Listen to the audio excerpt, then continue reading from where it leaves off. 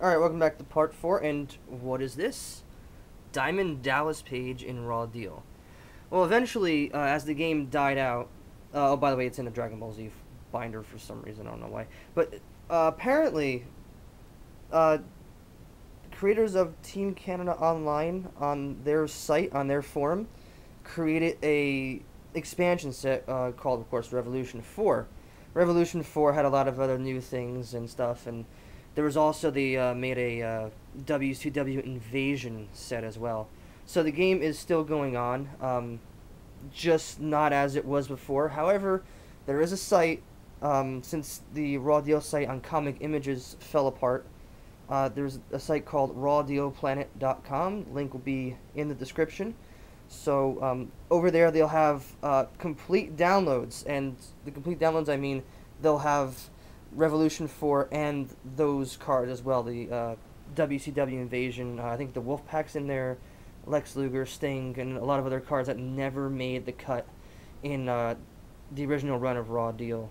So, unfortunately, but now fortunately, we have these cards, especially Dean Malenko, which has been teased at for a long, long time, has been finally made by the fans. So they definitely gave him some justice, finally. About time. But overall, the game is a blast, guys. It's just an amazing game to play with friends, and of course you can have tag team matches and stuff like that. And you guys can also have just a bunch of other fun matches too, like Hell in a Cell matches and stuff. And all these cards here are just a sample of what I have just stored in here. Team Rocket, woo. Once again, I'm spazzing out here saying that. Overall, it was just a great game. Just playing it every week. They also have Legends too. Yes, they do. But once again, I'm trying to get this camera thing on the way of this recording, but whatever. But like I said, look at this. This whole page is just foils, and more foils. I really like the foil scheme on this. It's just the whole entire card is just a foil, and outlined, of course, with the McMahon card here, is just their themselves, and the background's foil, and the whole entire thing is foil. It's a really beautiful card. Not as good as the Pokemon cards, I think. The Pokemon cards foil scheme are like the best in my opinion. But and look at that right there. Before he became John Morrison, a Johnny Nitro signature card right there, along with I have an IC belt. As you can see, the WWF logo is on there, so that's how old the game is. Evolution, Trish Stratus, and a lot of other cards too. So overall, the game is a blast to play. There's a ton of cards out there.